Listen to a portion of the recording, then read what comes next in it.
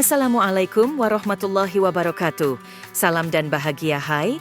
Perkenalkan saya Ruri Septiawati, CGP Angkatan 10 dari Kota Dumai. Kali ini, saya akan menjelaskan tugas demonstrasi kontekstual modul 1.4 Budaya Positif mengenai penerapan restitusi ketika siswa melanggar aturan kelas. Mari kita lanjutkan.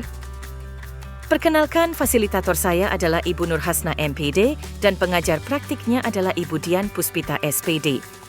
Mari kita bahas apa itu restitusi. Restitusi dalam pendidikan adalah pendekatan pemulihan untuk memperbaiki perilaku melalui refleksi, tanggung jawab, dan menghindari hukuman. Siswa diajarkan mengerti dampak tindakan, memperbaiki kesalahan, dan bertanggung jawab.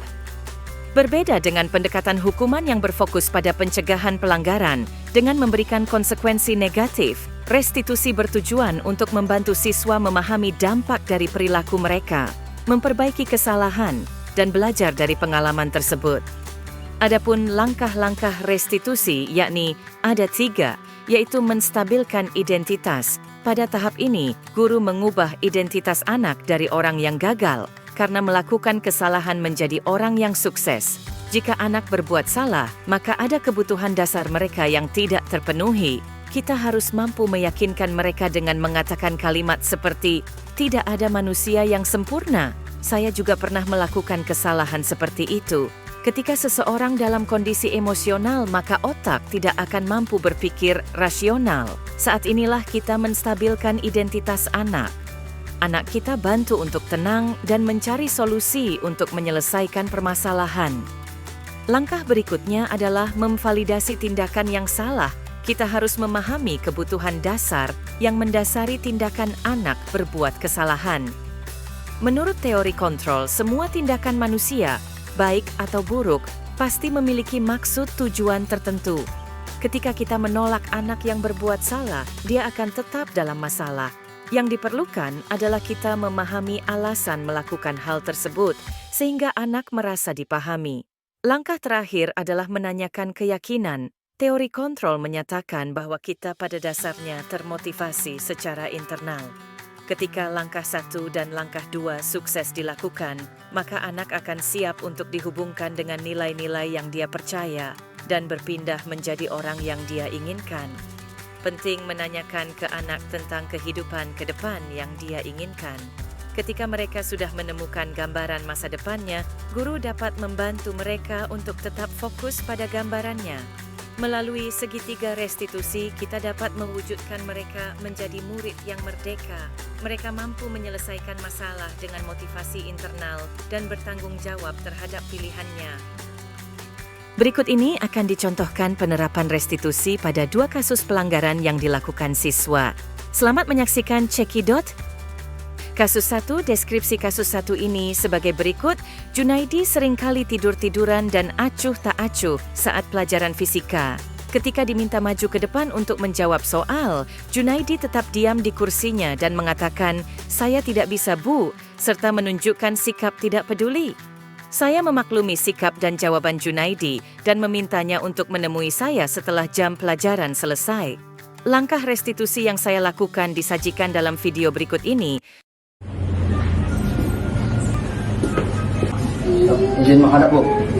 Ya, silakan duduk, Nak. Siap, izin, Bu.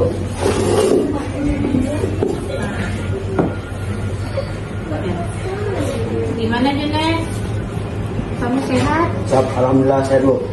Tadi Bu lihat di kelas kamu seperti kurang bersemangat. Tidur tadi ya di kelas? Siap, ya, Bu. Saya telah melakukan kesalahan, Bu. Ya, setiap orang juga pernah melakukan tidur di kelas ya, Nak. Bukan hanya kamu saja kan? Kenapa tidur di kelas, Nak? Siap, izin, Bu. Pembelajaran fisika sangat membosankan dan sulit bagi saya, Bu. Jadi sehingga saya sering tidur di kelas, Bu. Ya, kalau kita tak paham memang terasa sulit ya. Siap, Bu. Nah, jadi kalau yang kamu tidur di kelas itu betul atau tidak? Siap, tidak, Bu. Saya telah melanggar aturan kelas, Bu. Aturan kelas apa yang kamu langgar, Nak? Siap, tidak menghargai guru saat guru sedang belajar memberi arahan, Bu. Baik. Nah, sekarang supaya kamu bisa belajar lebih semangat ke depannya, bagaimana caranya? siap izin Bu, dengan cara eksperimen, melakukan praktek supaya saya bisa memahaminya Bu. Oh, berarti kamu lebih suka belajar langsung ya? Siap Bu, saya lebih memahami pembelajaran secara langsung. Baiklah nak, berarti kita sepakati ya. Siap, Bu. Untuk pembelajaran selanjutnya Ibu akan berusaha menghadirkan pembelajaran yang mana kalian lebih banyak melakukan di kelas. Nah, untuk itu kamu bantu Ibu ya untuk Siap. menyiapkan peralatan pertemuan minggu depan. Siap, saya bersedia membantu Ibu. Baik, terima kasih ya Nanda. Semoga Nanda tidak tidur lagi ya ke depannya. Siap Bu, terima kasih juga Bu telah memaafkan saya atas kesalahan yang telah saya perbuat itu. Terima kasih, silakan kembali ke kelas Nanda. Siap, izin Bu. Kenalkan, nama saya Junaidi Agus Pratama dari kelas 10 NKPI. Awalnya saya merasa kesal dan malu saat ibu menegur saya di depan kelas tadi. Nah, karena saya sering tertidur dan tidak memperhatikan saat ibu mempelajari saya. Nah, saya pikir ibu akan langsung menghukum dan menindak saya. Namun, saat ibu mengajak saya berbicara secara pribadi dan menggunakan pendekatan segitiga restitusi, saya merasa lebih dihargai dan dihormati. Ibu tidak hanya fokus kepada kesalahan saya, namun ibu juga membantu saya memahami pentingnya pelajaran dan bagaimana saya bisa memperbaiki sikap saya. Saya rasa didengarkan dan diberikan kesempatan untuk memperbaiki diri, bukan hanya disalahkan. Nah, ini membuat saya lebih termotivasi untuk lebih serius di kelas dan memperhatikan pelajaran fisika, dan saya tidak akan mengulanginya lagi saat pembelajaran fisika telah berlangsung. Terima kasih Bu sudah memberikan kesempatan bagi saya untuk berubah. Kasus 2, saat pembelajaran berlangsung, tiba-tiba Harapan memukul meja dengan keras. Harapan kesal dengan temannya yang mencontek tugasnya, sehingga ia menggebrak meja dengan penuh emosi. Ini menimbulkan keributan di kelas. Saya sebagai guru melerai dan menenangkan seluruh siswa. Saya juga mengajak Harapan mengobrol di ruangan setelah pembelajaran selesai. Gimana Bu? Ya, silakan duduk nak. Siap, izin Bu. Baik Harapan, apa yang terjadi di kelas? Bu, ini Bu. Tadi saya ada kerjaan tugas Bu. Jadi tugas saya ini Bu dicontek sama teman Bu. Jadi Apa yang kamu lakukan terhadap temanmu? saya marah Bu. Saya memukul meja Bu. Ya, kalau tugas kita dicontek memang kamu benar ya. Nah, kita harus selalu bekerja dengan jujur. Nah, ibu pun kalau jadi kamu juga mungkin emosi, tetapi emosi bukanlah solusi dari permasalahan tersebut. Apakah kita sepakat? Sepakat Bu. Nah, menurut Kalau Bu memarahi dia Bu, karena memarahi teman itu tidak pantas Bu. Karena itu hal kekerasan Bu. ya benar. Jadi kita kalau sesama teman harus lebih bersabar ya nak ya, dan jangan lagi kita berkata kasar. Baiklah Ananda, kita sepakat ya harus diubah ya perilaku kamu. Apa yang harus dilakukan? Mungkin saya mengajari dia lagi Bu, biar dia bisa lebih tahu dan bisa dapat bekerja sendiri dan tidak menyantai lagi Bu. Ya, keyakinan kelas apa yang kamu langgar ketika marah dengan teman?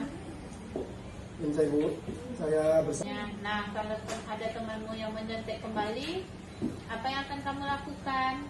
Mungkin saya akan mengajari dia lagi.